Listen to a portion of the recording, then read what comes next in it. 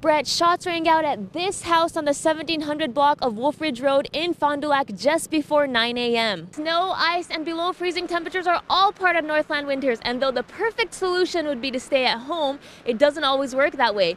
Most of us were going to have to leave our houses at one point or another and brave the cold. Chester Bowl makes it a goal to make skiing accessible for everyone, and that's why each year they give out scholarships so that more kids can enjoy the hill. Brewing with Bo is a great opportunity for beer lovers to get a hands-on experience of crafting beer and seeing what flavors go into the drinks. Biomass is not only a renewable energy source, but helps create jobs in the community. That's right, Dan and Nikki, there's a lot of activity going on here as students start returning. It's called Welcome Week. The new year is here and Northlanders are committed to getting fit.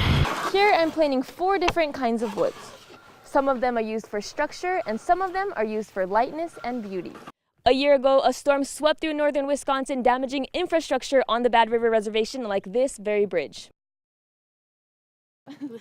Mariah Kiel couldn't believe it when she first heard the news. So I walked over to his dad's house, and his stepmom answered the door, and her face was just swollen and full of tears. Her former boyfriend of 2.5 years, Jason Greenwood, was dead, a homicide victim. I was in total denial, because I would never think something would happen to him like that. Many who knew Greenwood described him as kind. When we first got our first apartment, he bought me our dog. Always putting others before himself. If there was anything he could do to help you, he would. And striving to put a smile on the faces of everyone around him. He was super funny. He got excited over the littlest things possible. He was always in a good mood. Always happy. Kiel believes there may have been some hard feelings between Greenwood and the suspect. When they first said it was Jason, the suspect was the first person I thought about. And as she grieves with her friends, family, and Greenwood's family, she remembers a simple message from Greenwood's stepmom. She said that you were the love of his life, and no one's ever going to be able to take that from you,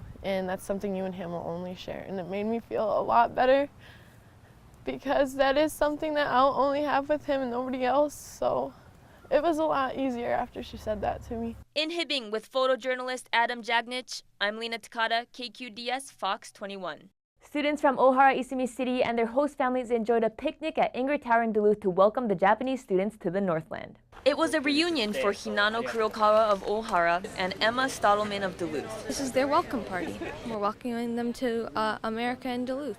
Emma visited Ohara, Isumi City in Chiba, Japan last year, where she stayed with Hinano's family. Their hospitality was incredible. They were so thrilled to have us, and it was just I can't wait to give this back to you. And now Emma's and others' families in Duluth have the opportunity to host students from Duluth's sister city for a few days. Last year, Duluthians came to Japan, so this year, students from Ohara Junior High School are here. It's part of a 2-year exchange program. Duluth students traveled to Japan for a few days the first year, and this year, students from Japan had the chance to visit the Northland.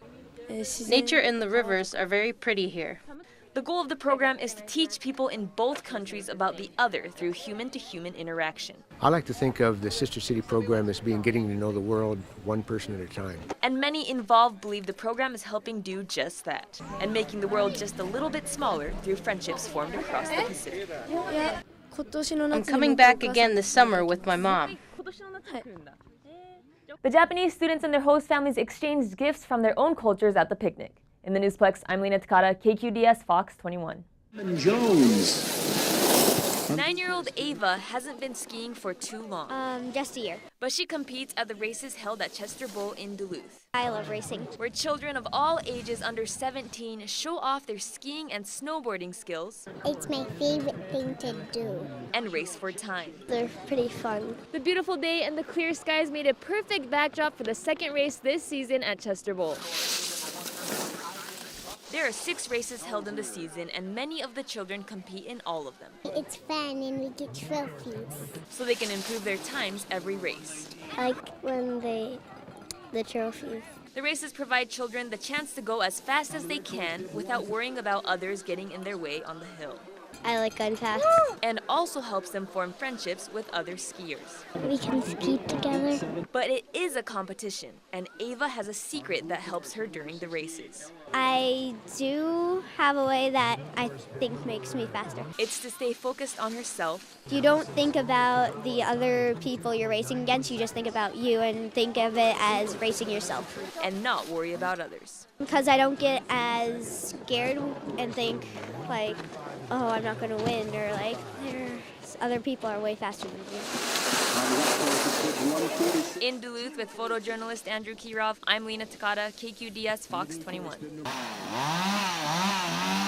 Trees in Duluth lost branches, tops, and some were even left ripped completely out at the roots after a heavy rainstorm in July. We work collaboratively with the city to try to find a way to reuse that storm debris in a positive way. Many people mourned losing beautiful and familiar trees right out of their yards, but those trees didn't die in vain.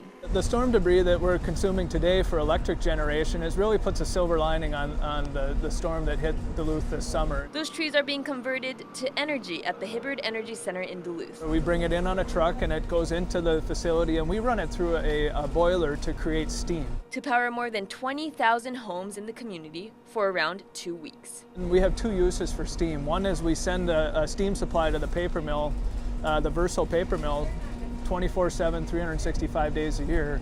And then a second use for the steam is to spin an electric generator to create the dispatchable renewable electricity for our customers. Biomass energy makes up around 2 to 3% of the energy that is generated by Minnesota Power. We were 95% coal powered and 5% renewable, and last year we were over 25% renewable, and now under 70% for coal-fired power. Biomass is not only a renewable energy source, but helps create jobs in the community. From the loggers in the forest that are actually cutting down the trees, the wood tree service people that cleaned up people's yards, the truckers that haul it to our site, the people that work at this facility. It's a resourceful way to get the storm debris out of the city and put it back into the community instead of leaving it to pile up in landfills. It's something that's not harmful to the environment, and anything we can do to reduce our impact on the environment is what we're always striving for. In Duluth with photojournalist Nathaniel Capitan, I'm Lena Takada, KQDS FOX 21.